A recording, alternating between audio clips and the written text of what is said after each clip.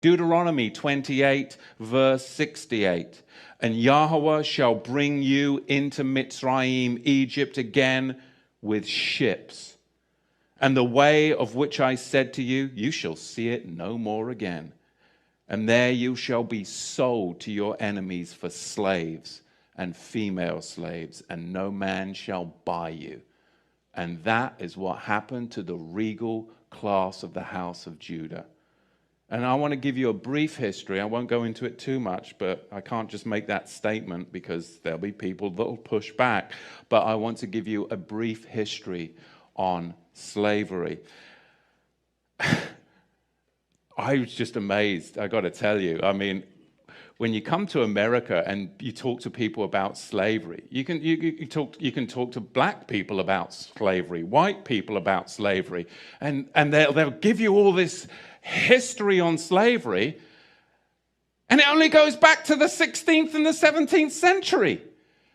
And you're like, don't they teach you the history of slavery? Why? Ask the bloody question. Why are they only teaching you the history of slavery as far back as the 16th and the 17th century?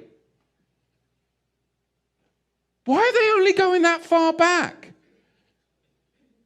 Because they don't want you to go farther back than that, because then you'll actually find out the truth. But from the 16th and 17th century, we'll teach you about slavery.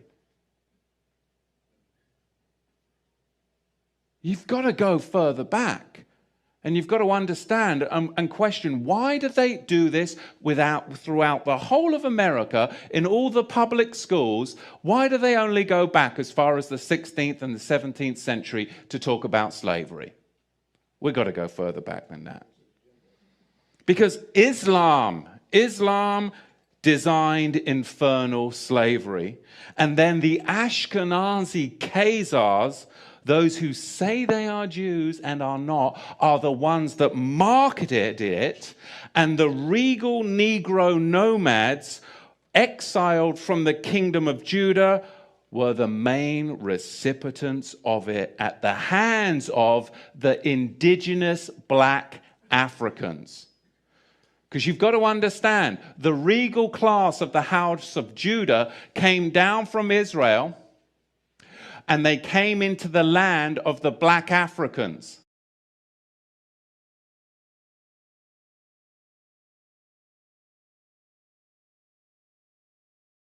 And the black Africans resented the regal class of the house of Judah in their land, because they had laws, they had customs, they had civility. And they were a regal class of Negro that came down into Africa. And later on, it was the Ashkenazi, the Islamic slave traders as well, that then worked together with the indigenous black Africans to enslave the regal house of Judah. This is what we've got to understand, but you've got to go back before the 16th century to understand the roots of it. So we're going to see, as we dig into this, where this slavery came from, because it was really a system that was very, very well crafted.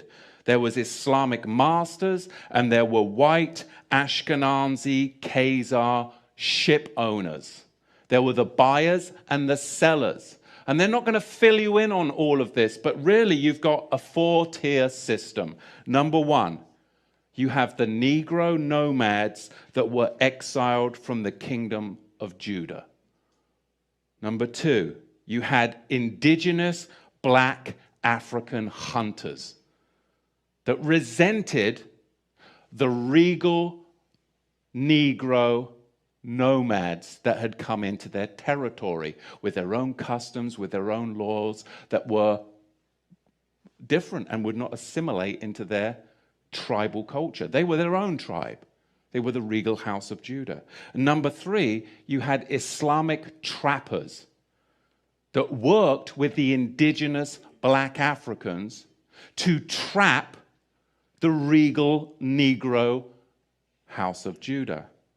And then you had them sell them to the Ashkenazi ship merchants, along with many Portuguese and British Ashkenazi.